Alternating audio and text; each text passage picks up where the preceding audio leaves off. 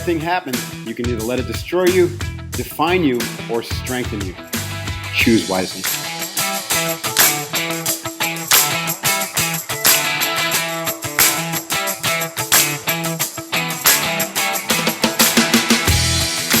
Folks, this is Mark Devine with the Unbeatable Mind podcast. Welcome back. Thanks so much for joining me today. Super stoked to have you here. Please rate this podcast. It's very helpful for others to find it. We have over 1,000 5-star reviews. So wherever you listen to it, go and rate it if you would. That'd be awesome. And like I said, it'll help other people find the podcast who may be interested as well. Today I have a solo cast. My team asked on my Instagram channel, my new Instagram channel at Real Mark Devine, by the way, if you want to go check out some of the cool things we're posting over there at Real Mark Devine. Help me grow the following because it's new. Like I said, my social media was all kind of buried in Seal Fit and Unbeatable Mind for years, and we're trying to break it out and to make it stand alone. So I only think I have like 35,000 followers. So let's get that up to 100,000 and more. And so we can expand the reach of the Unbeatable Mind tribe. At any rate, those who are following me and some of you are listening, we recently asked, what would you like to hear about? And one theme that came up a few times was, in a few different ways actually, was mental toughness. So I thought I'd just riff on some mental toughness today. And another one was how to build a lead team. So we'll riff on that next time. And there were a bunch of other things that, we're probably don't warrant a full length podcast, but I'll probably touch on them at some point, just as part and parcel of what we're talking about here. All right. So no guest today. Here we go. What is mental toughness? Obviously, I've thought a lot about this topic, being an expert in mental toughness, but it's kind of like saying you're an expert in leadership, right? It's a pretty broad topic. So it's helpful to break it down. We're talking about being tough and we're talking about mental, the mind. So we're talking about toughness of the mind. To me, what is toughness? Let's start there. Toughness is, the ability to commit to something and see it through. It's mental resilience of the capacity or around the capacity to deal with the inevitable setbacks and to learn from them and to grow and to not get frustrated and not to lose motivation. So the qualities of mental toughness include, consistent ability to find motivation where it's at when you need it, even if you feel like you've lost the bubble a little bit or lost focus, you can re-find it. I think motivation is something that needs to be earned every day. It's not something that is endless or limitless in supply. That's my experience. And I think a lot of you might agree. Like sometimes you just don't feel motivated. Like you've been kicked a few too many times, or maybe you've lost sight of the original why, or why has changed, target has moved, your team is all, gone negative on you, whatever. It could be 100 reasons why motivation wanes. And so being mentally tough is the ability to find that motivation right here, right now, by resetting, by looking within and reconnecting to a why, by recharging up the original vision or tapping into the new vision, by understanding the context as well as the content of the situation. We're going to get into that more. And by becoming very iterative and adaptive with how you approach your decision making. So we're going to talk about that as well. Furthermore, individuals who are mentally tough are positive, meaning they've curated their mindset to be positive and not to always look for what's going wrong or what has gone wrong or how screwed up the situation is. They'll always find the silver lining. They'll always ask what's right, what's good about the situation, what did we learn from the situation, what's good about this person, instead of always looking for the wrong or the pending doom or the horror. And that really takes skill.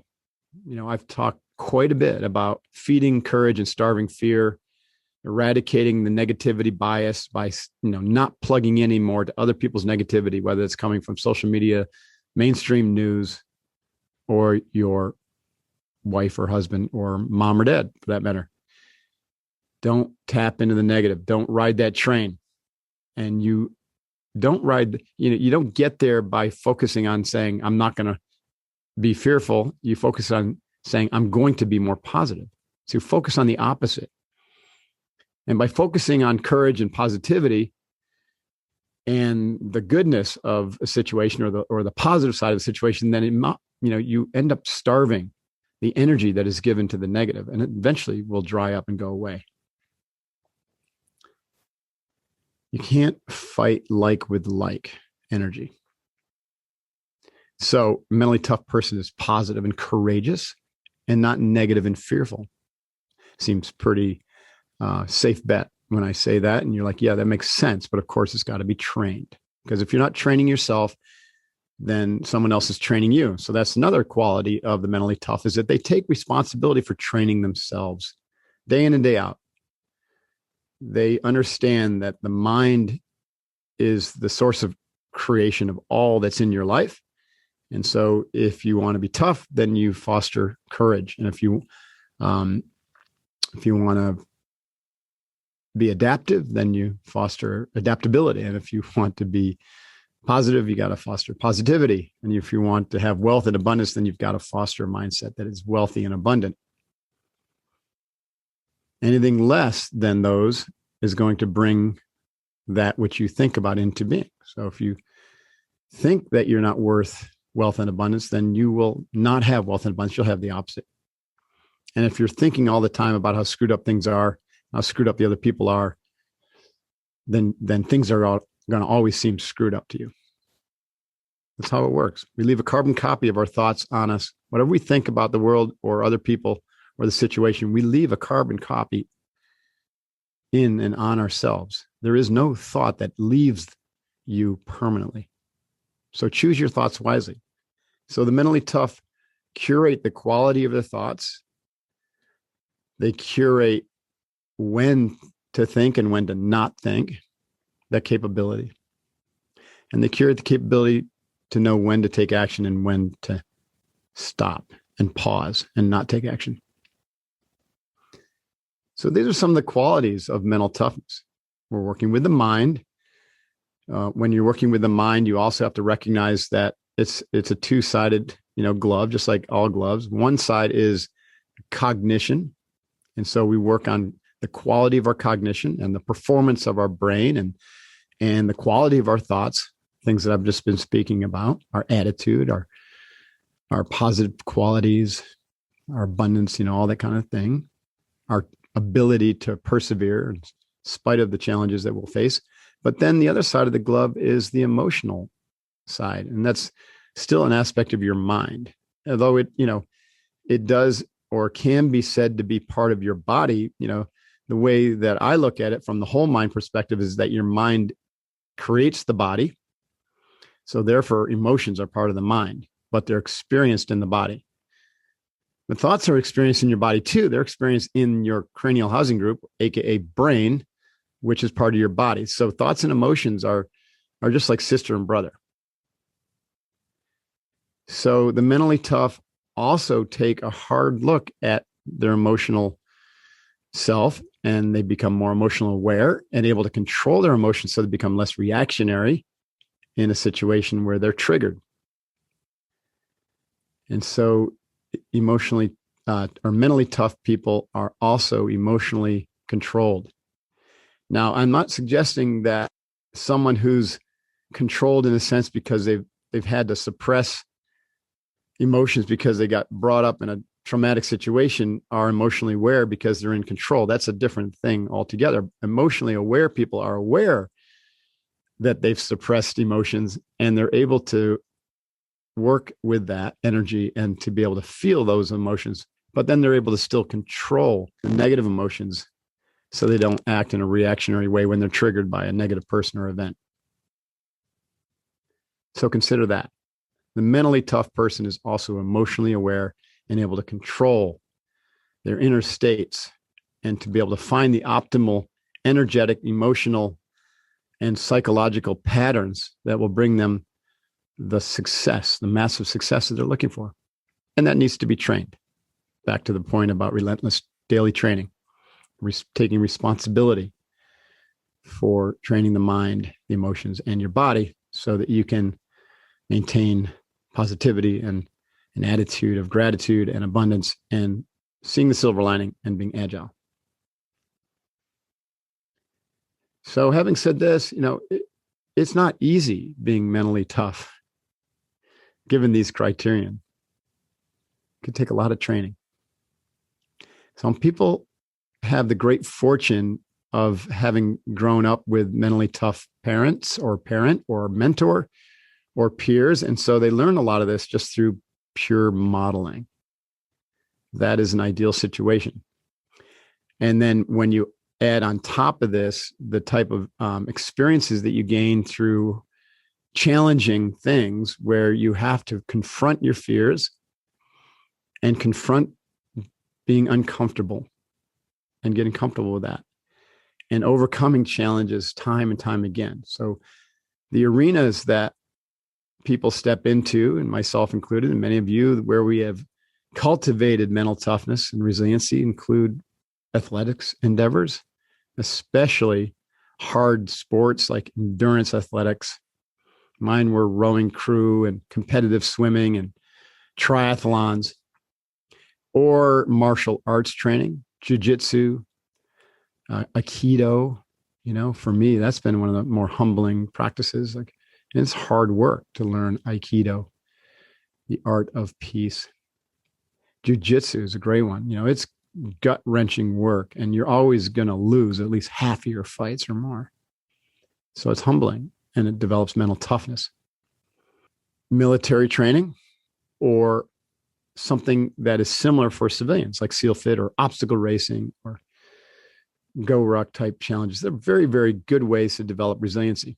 Now, just choosing a path to learn mastery of something will do the same thing, but it's a little bit longer process. But if you want to master a language, master a musical instrument, some artistic endeavor, or really anything, then, and you stay committed over the long term, you're going to face the same types of challenges and the same types of negative people and circumstances that you would face in a more condensed crucible event, such as SEAL Fit's Kokoro Camp. It's just going to be spread out over a much longer period of time. There is a lot of benefit in condensing your challenges into a weekend or 6 or 9 months in the case of the SEAL training, because you can learn a lifetime in a very short period of time. So that's one way to gain these experiences, is to seek them out through your career, through mastery, through a crucible event, or through an athletic endeavor. And I'm sure there's others. I'm just, this is off the top of my head here. You can develop mental toughness and resiliency through trauma, even like through a challenging childhood. I have talked quite openly about the challenges I had with primarily my father, who was, pretty rough, pretty abusive, rager. He used anger and rage, to compensate for his feelings of inadequacy.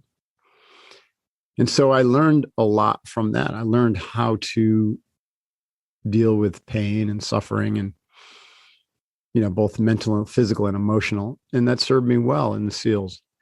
But the flip side of that is I also had to unlearn certain things. I had to get rid of and hand back to him the things that I didn't need or weren't serving me, such as feelings of guilt or shame that, the younger child takes on. So I encourage you, if you're in the same boat where you had a difficult childhood, to look for the positive qualities that came out of that led to more mental toughness and resiliency, and embrace those, own those, but go to town to work on the dark side of the shadow or the limitations that said childhood also brought you, and to find the silver lining, and then to release any victimhood or victimization you might feel toward the perpetrator, whoever that might be, or whomever they might be. Because like I said earlier, holding on to judgment and holding on to being the victim and anger or grief at having been a victim of, some grievous thing. And I'm not saying that these aren't good things or it's easy to do this, but this is the right path, is to eventually you're going to need to let that go and forgive them, and also forgive yourself for hanging on to that for so long. So that's the flip side. If you can, if you grow up in one of those families and you can see the benefit and the resiliency and the mental toughness that gave you on the positive side, and you can eradicate the shadow side, the negative aspects through awareness, self-awareness and forgiveness, then you have an incredibly powerful 1-2 punch. It makes you unbeatable, literally. Like there's nobody who can hurt you. And you're positive about it. So that's another way to consider maybe how you are already mentally tough, but you're just not aware of it, or you haven't given yourself the permission, right, to go that route and to own that toughness. If I ever talk about blood sugar, a lot of people tune out because they think it's only relevant to people who are overweight or with type 2 diabetes. But let me tell you, blood sugar is a topic everyone needs to understand better. One of the key things for optimal health is to have balanced blood sugar. What happens when you eat that donut? Well, your pancreas releases insulin, which tells your body there's plenty of energy to go around, so now is the time to store fat. But here's the thing. It doesn't matter whether you eat a donut, drink a glass of OJ, or have an alcoholic beverages. Low fiber, processed carbohydrates from crackers, chips, cookies, juice, all that stuff have a similar effect on your blood sugar. Spikes it. When you take in a lot of carbs too quickly without much fiber or fat to slow down the absorption, you experience what we call a sugar crash, which leads to low energy, brain fog, and weight gain. Due to the addictive nature of sugar, once your body brings that sugar level back down, then a craving kicks in. And if you give in to that craving, it starts that cycle all over again. I'm betting that you know that. So I hope you can see how important it is to maintain your healthy blood sugar. Question is, how do you do it? Well, one way is to obviously reduce your intake of those processed carbohydrates. Make sure you eat a lot of fat, protein, and fiber, and greens at most meals. But we're not all perfect. We all cheat sometimes, and we have our unhealthy habits here and there. So it just makes sense to have a way to maintain healthy blood sugar day in and day out, even if you have an off day or an off moment. Well, I recommend a product called Blood Sugar Breakthrough by Bioptimizers. This is an easy to take supplement, and it's the result of numerous tests to find the absolute best formula for maintaining healthy blood sugar. In fact, Bioptimizers went through 5 different formulations before landing on this one. Blood Sugar Breakthroughs works to safely lower blood sugars after meals so that you can maintain a healthy weight and redirect carbs to your muscles where they can be burned for energy. That means you'll avoid the worst effects of high blood sugar, like weight gain, while enjoying more stable energy, mental clarity, and fewer cravings. I recommend you check it out. And for an exclusive offer, go to www.bloodsugarbreakthrough.health. That's .health/unbeatable to save 10%. And they have opportunity to save money by ordering in bulk. Check it out. Go to www.bloodsugarbreakthrough.health/unbeatable, save 10% with the code unbeatable10, and you'll be on your way to trying Blood Sugar Breakthrough. Hoo-yah. I'm excited to have Vincero as a sponsor to this podcast. I was talking to a friend the other day about how distracting the wearable devices are these days with all the different alerts and things. So I actually ditched my wearable electronic watch, and I wear my Vincero everywhere. I've got a couple different styles, and I love these watches. They're super classy. That's why Vincero has become my go-to for watches, and now also sunglasses and blue light glasses. These, their equipment is stylish, it's beautiful, it's classy, it's well built, and they don't break the bank. They believe you deserve to look good no matter your budget. Every purchase comes with a 5-year warranty and a 365-day return policy. Vincero has over 30,000 5-star reviews from verified customers. You can read that for yourself on their website. And their team is here in San Diego, and they're always available to help you out if you need anything. Don't overpay for products that look cheap and disappointing. Go to vincerocollective.com/unbeatable. It's VINCERO collective.com/unbeatable. Support our show. Go to their website right now. Get yourself a timepiece or some sunglasses or blue light glasses. Or better yet, with Father's Day right around the corner, now's the perfect time to get that gift for your dad. Go to the link and use the unbeatable discount. This is a buy you won't regret, I promise. Okay, let me talk about a few kind of tools that we can use to reflect on this a little bit deeper. First is a tool that it kind of popped up in a podcast once, but I call it PBOODA, PBOODA. You've heard me talk about perhaps the OODA loop, or you heard it somewhere else. And in my book, Staring at the Wolf, I introduced the PBTA model. Pause, breathe, think, and then act. Well, thinking and acting really is, take a special kind of skill, when you're mentally tough. You do it a little bit different way. You don't just go out and act. And your thinking has a certain quality to it. You learn how to think.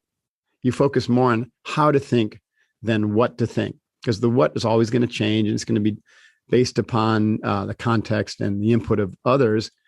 And so you focus more on how to think than what to think. And the PBOODA model is a great way to do that. And so this is more of a situational decision model. And when you think of mental toughness, there's long-term mental toughness, like staying in the fight, being resilient over the long term, and meeting your commitments, being responsible for your own learning from your screw-ups, and staying the course until your vision is accomplished, is fulfilled, or your mission is accomplished or fulfilled, for your team. Then there's the kind of more situational mental toughness. It's like, man, that mortar just landed,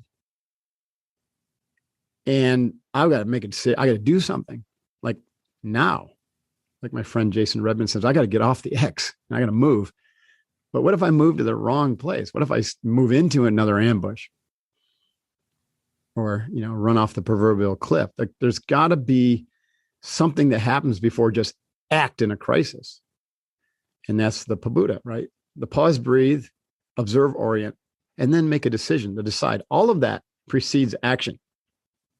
The pause is just when the proverbial ambush happens, you don't move immediately. Like in the instant it happens, unless you're extraordinarily highly trained, like master martial artists, you're going to just pause, because your first reaction can be deadly. Your first reaction is often the wrong reaction. And a lot of times we think it's the right action, but more often it's the wrong reaction, because it's a patterned reaction. It's a knee-jerk reaction. And it could be leading you further or closer to danger. So we want to at least pause for 1 or 2 breath cycles. And that's where the PB is pause and breathe.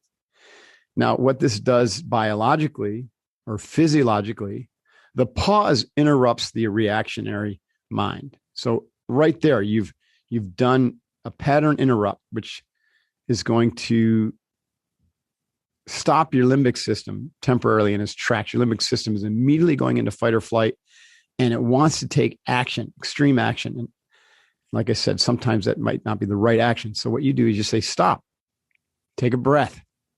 And then that inhale, deep inhale and exhale through your nose activates temporarily anyways, your parasympathetic nervous system, which then gives you a little bit of space to ask, is this the right thing to do? What I was just about to do, or just about to say, is that the right action? Is there a better or more powerful action that I can take? And that might be just to take another breath and then another, and just to listen, to look, listen, and feel what's going on. Where's this ambush coming from? Where's the high ground? So you develop your skills of situational awareness, which leads to the O in the OODA. The first O in the OODA is observe. Pause, breathe, look around, observe. What's happening around you? Who's involved? Where are my teammates? Is there any damage, right? If this is a crisis situation, like a natural disaster, or obviously you can see how this plays out in a combat situation, but it could be an office situation. What's going on? And I'm going to talk in a bit about understanding the how to gain context before content. But so that's what I mean. what's the context of this, right? Is this really as bad a disaster as I was about to make it out to be? Or is this something that's easily handled? What's the situation? Ask good questions. And you can train yourself to do this very quickly. As you begin to get situational awareness and clarity from the data that's coming in, and the data is turned to information, and information is starting to look like knowledge, then you can orient yourself to it, which is the second O in PBOODA. So now you've paused, you breathe, it's gotten you into the right physiological state and mental state to be able to ask better questions. You haven't reacted negatively. You haven't gone further toward danger. And you've taken some time to understand the context and gain some situational awareness to move from data to knowledge. And now you can orient yourself to this new knowledge that you have. Now, that might mean that you make a hasty plan, or you make some adjustments to your plan or your execution model, whatever you were doing, you make some changes, you iterate. You decide what you're going to do is the next step. So you orient yourself, and then you make a decision. And you chunk that decision down into micro goals, into the smallest arc that you can take to move yourself towards success. Now, you might have a series of these already in your mind, like I'm going to go to here, and then I'm going to go to there, then I'm going to go to there. But what you're going to do is just move one step at a time, and you're going to reactivate the OODA loop. So the OODA part then becomes an iterative process. So you take that step, observe how did it go, reorient if you need to, make the next decision, and then act on it. Take that next action. This is an incredibly powerful tool that takes us from reactionary mode, flail state leadership into a very deliberative, mentally and emotionally tough and controlled process where we can relentlessly move toward success in spite of the volatility and uncertainty, complexity and ambiguity that is all around us when we get ambushed in life. So that's the PBOODA. The big four skills that I've talked about in the past and that we teach in Unbeatable Mind all play into being able to do this well, especially in terms of gaining contextual awareness. So we want to make sure that we're constantly breathing nostrily and controlling our physiology so we're not reacting with that body mind in a negative way. So that's the first skill, is to practice the breathing every day. We use box breathing. The second skill is to feed the courage wolf. Make sure that when the crisis hits, that we don't suddenly get sucked into negative behavior, negative thought patterns, and think all is lost. We do the opposite. We look for the positive lessons. We learn, and we remember that this too shall pass. Remember that fortune favors the brave and the bold. And we remember that, challenge and crisis are just part and parcel of being human, and that we'll get through this if we stay focused and we do it together. And we take one step at a time. And so we feed courage in that regard. And then the third skill is tapping back into the vision, recommitting to the original intention or why behind your actions. Talked about that in the introduction to this. Why were we here anyways? Sometimes when you get ambushed, it's easy to forget why you're here, and then you lose your motivation or you lose your vision. So if you reconnect to your why and then charge up your vision, what I mean by that is just look into the future and say, where am I going in this mission or in this life? And remember that so you don't get frustrated or head into despair. I think that's the problem with a lot of people who get really depressed and even suicidal is they lost their vision for their life. They don't understand. They can't they can't see anything bigger in service or any rationale for why or where they're going, the trajectory of their life. And so they get slapped down with yet another challenge or a trifecta of challenges, like what happened to a lot of people last year with, the COVID and then economic shutdown and loss of jobs and someone in their family they love is, sick or passes away and they get hit with, not one, but two or three major life blows. And they don't know how to deal with it. One way to deal with this is to look for the silver lining and the learning, but also, checking back in with your why and recommitting to a future vision. So you have some little bit more clarity and motivation to get through these challenges. The last skill is micro goals, which I talked about in the PBOODA with acting. So you chunk it down into the smallest parts so that you don't get overwhelmed by having this massively beautiful plan that has 100 moving parts or 100 steps, and you can't see your way to the end because it's too overwhelming. So you just chunk it down into just the smallest thing that you can do that's going to move you forward. Then you do the OODA loop, and then you move forward. Then you do the OODA loop, and then you move forward.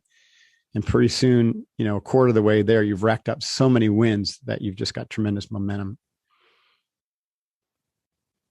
Okay, so the second thing I want to talk about is, I already alluded to, is mentally tough people focus on context before content. And these are, different, the way the brain works. Let me back up. This has to do with how your brain actually works. And so it's something that can be trained. Contextual awareness can be trained. Contextual awareness is right brain thinking. Content awareness is left brain thinking. Content is our constructed thoughts that have some linearity to them, right? There's a past, some memory of how things were done in the past. And then there's a future, some intention for where you want to go and how things should go in the future.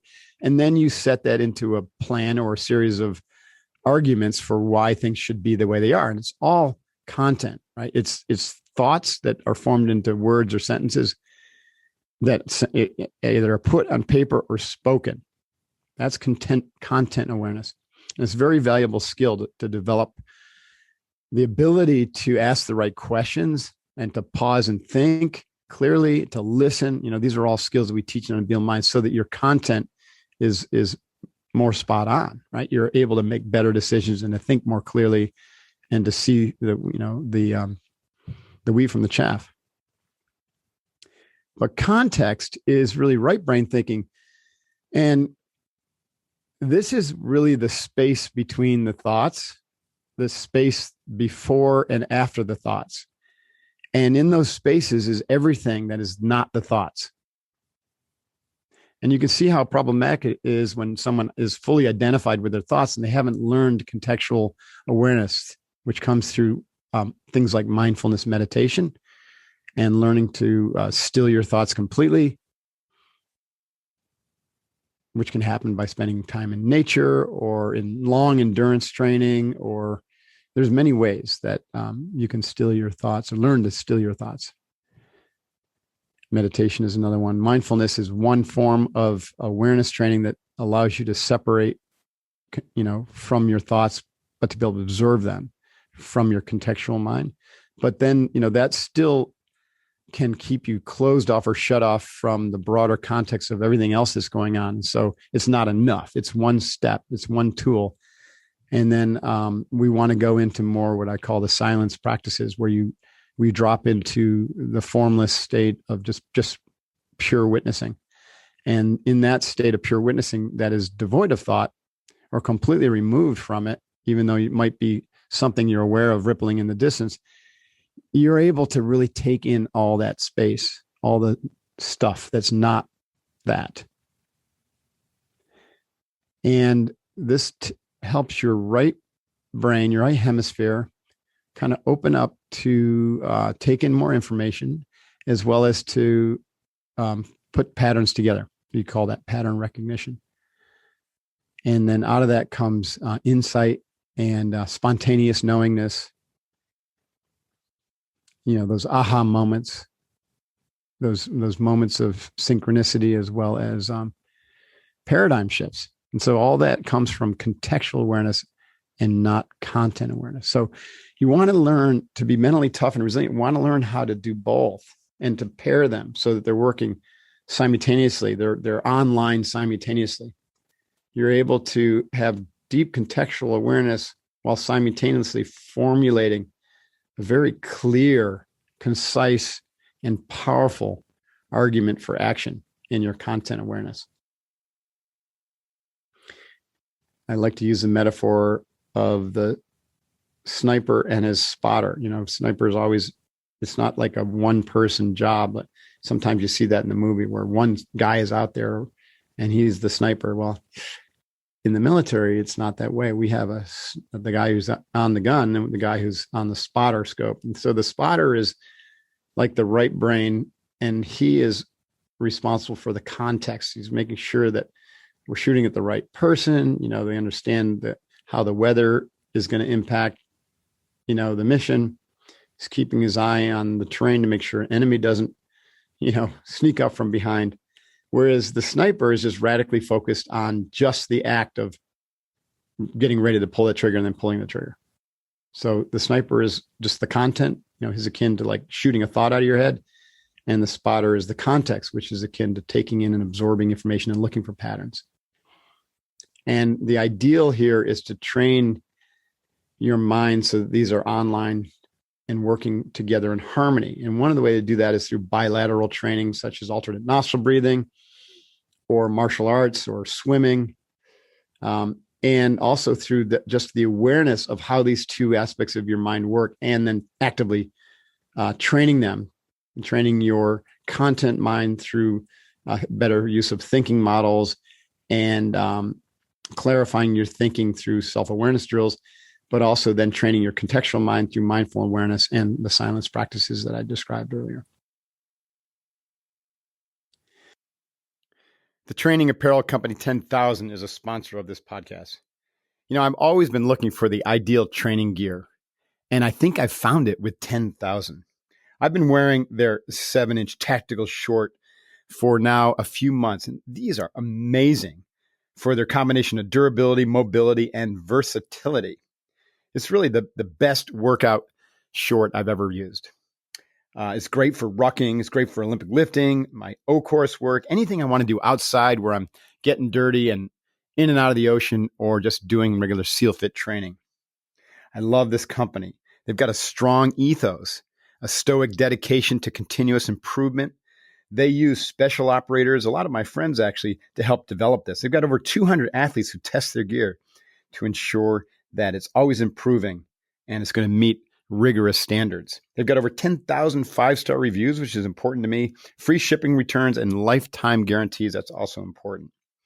So check it out. I think these will not disappoint you. Go to 10,000, that's TEN1000, THOUSAND.cc. Enter the code unbeatable to receive 15% off your purchase. Now that's 10,000.cc, mind you, not .com, 10,000.cc. Enter the code unbeatable, get 50% off, and you're going to love these. Hoo-yah. This podcast is sponsored by BetterHelp. Is something interfering with your happiness or preventing you from achieving your highest goals? Well, join the club. I don't know many people who are immune to emotional challenges or mental health issues, especially in this post-pandemic and crazy world we live in. I've been using therapy for years, and I recommend it to my Unbeatable Mind tribe. Yet, I find that people are comfortable with a fitness coach or even a business coach or a spiritual advisor, but when it comes to therapy, they get icky. They're like, I'm not sure I can do that. Well, let me tell you, it is critical and really, really important for you to consider that. It can be challenging, though, to find the right therapist or know the right process, and it takes a lot of time. You got to drive to their office and wait around, and that can be uncomfortable for a lot of people. That's why I'm stoked for BetterHelp. BetterHelp assesses your needs, matches you with a licensed professional therapist, and it's all online. You can start in under 48 hours. It's not a crisis hotline. It's not self-help. It's solid professional counseling done securely, 100% confidentially. They have a broad range of expertise, some of which may not be locally available to you, which is why it's great that you can have this service available wherever you are, whenever you need it, worldwide. It's also more affordable than traditional offline counseling. Financial aid is available. BetterHelp can help you start living a happier life today and unblock whatever's holding you back. Check out their website, read their testimonials, and learn more at BetterHelp.com. Join the over 1 million people who have taken charge of their mental health with the help of experienced professionals. Unbeatable Mind listeners will get 10% off your first month if you go to BetterHelp.com, use the promo code unbeatable, BetterHelp.com/unbeatable. So one thing that's also important, or one way to train the contextual mind, is to ask better questions and to ask questions such as what's not being asked, right? To look for the dead space, to look for what everyone else, including you, are missing. So just, putting that out there. What questions are we not asking? What are we missing? What else can we see here? Whose perspective have we not heard? Right? Those are going to be ways that you as a team or your team can develop more contextual awareness. Another thing to consider is using data to inform our decision making, which is going to help more with the context than it will with the content. And so now that we have the ability to gather data, then we should gather a lot of data. And then, data is only as good as your ability to parse it into information and then coordinate it into knowledge. So that's another thing to consider, is like, how are you using the data?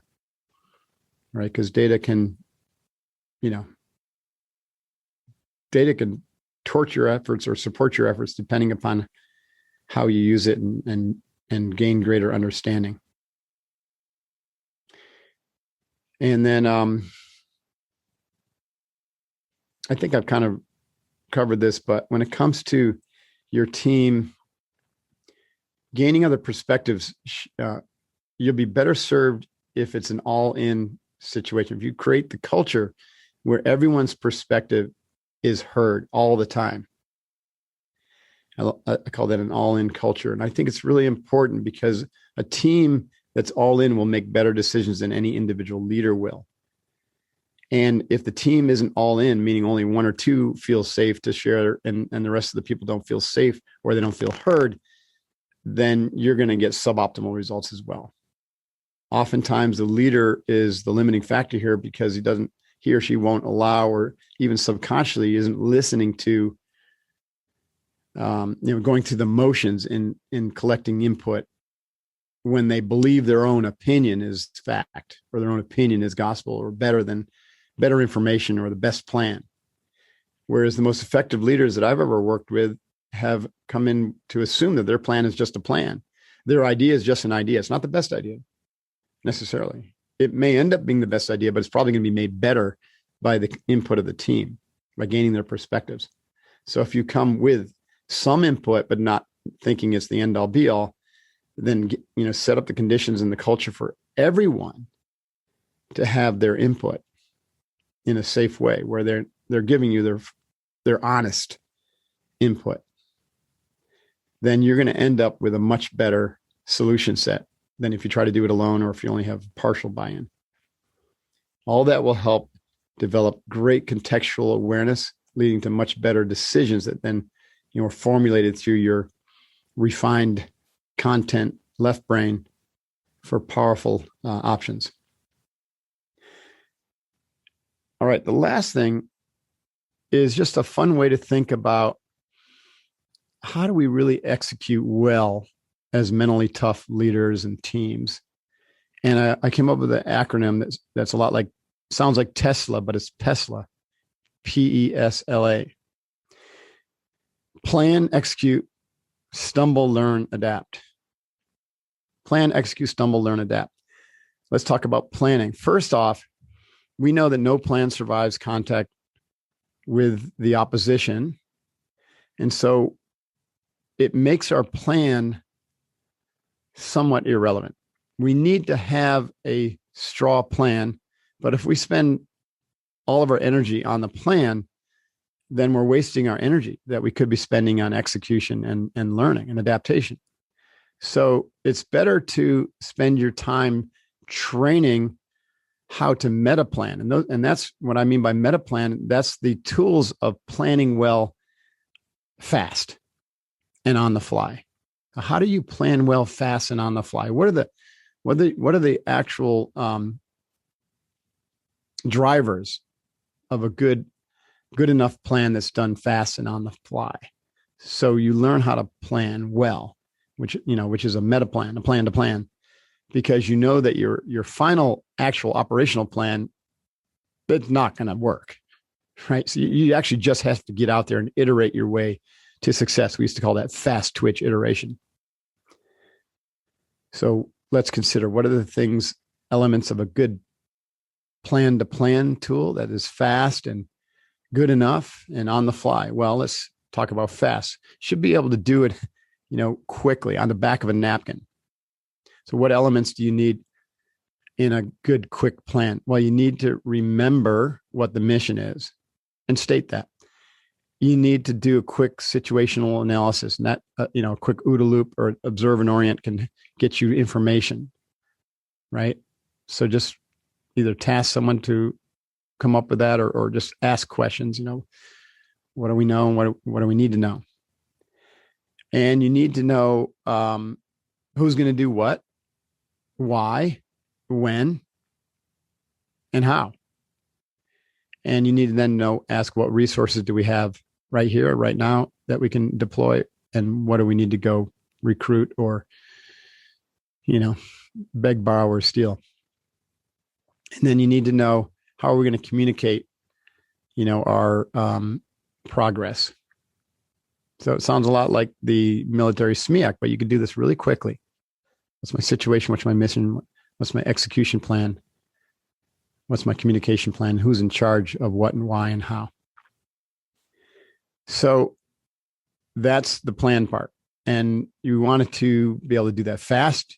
You want to be able to iterate. You want it to be just good enough. We say 80% good enough. Don't worry about perfection, because perfection leads to analysis paralysis. And then you go try it out, expecting that you're going to change it. So the plan then needs to be adaptable. It can't be set in stone. The most important parts are the vision and the acceptable boundaries for success or failure. And then, the operational guidelines for, autonomous behavior, or mostly autonomous behavior amongst the team that's doing it. And that leads to the execution phase. If that plan has those elements, then execution is really about just going out and making good decisions, one after another, micro goals, one after another. And the team is operating very spontaneously and autonomously, because they're very clear about what the mission is and what the vision for victory looks like. They're clear about their boundaries for decision making, is what they need to ask permission for and what they don't. And the majority of the decisions they make on a really elite team are ones they don't need to ask permission for, because they've been training that way as standard operating procedure, or they're trusted because they're closest to the action to make the right decision. And so they can move fast. They're adaptable. Now, a good plan also recognizes that you will stumble, that no plan survives contact with the opposition, right? Or like Mike Tyson said, it's all good until someone gets punched in the face. So you will stumble. There will be obstacles, and you've pre-thought as much as you could what those obstacles will be and what you're going to do about it. But you also know that there's going to be unseen obstacles. There's going to be the unknown unknowns. And you have a mindset for dealing with those, right? So that you deal with the unknown unknowns through your mindset, through your attitude of adaptation and learning, which leads me to learning. So from the stumbling comes not failure, but learning. Failure is not an option here. There's only winning and learning. And so we want to learn how to learn, and to learn fast. And part of learning is to put into practice what you learn, which leads to adaptation, right? It's no good to learn and then not do what you learn, because that's really not learning. That's just a concept. You might do your after action and say, that's really interesting. We could have done it that way, and it would have led to a better result. Or, when this thing broke or failed, we learned a valuable lesson that, maybe we need a backup plan, or 2 is 1, 1 is none. But then if you make the same mistake the next time, you didn't really learn. You just had a concept in your head. So learning is truly putting into practice and doing what you think you learn, which leads to the actual learning. And we call that adaptation. You become adaptable. You're always evolving, always changing. You're a different person. Your team is a different team after every mission, or after everything that they do, because of this model, this PESLA model. So I hope you found that interesting and useful. Some ideas and rumblings and ramblings on mental toughness and resiliency from Mark Divine here at Unbeatable Mind. And if you like these solo casts and want to hear more, then just drop me a note at Real Mark Divine, my Instagram, at Real Mark Divine, or info@unbeatablemind.com email. And if it's a meaty topic like this, then I'd send me some thoughts, what you're interested in, what your challenges are, and I'd be thrilled to see what comes out, because it's fun for me to riff like this. All right. So that's it for today. Thanks for your support of Unbeatable Mind. If you want to learn about our new coaching program, come to our website or send an email to info@unbeatablemind.com. We have a phenomenal coaching program. We've got over 400 coaches in process already, and our goal is big. We need unbeatable coaches to help us serve our boat crews and our growing community so that we can impact the world. All right. And if you haven't checked out our new 30-day course, which is amazing, go to unbeatablemind.com/challenge. Thanks for your support. Really appreciate you. This is Mark Divine and the Unbeatable Mind podcast. Till next time, stay focused and be unbeatable. Hoo-yah. Divine out.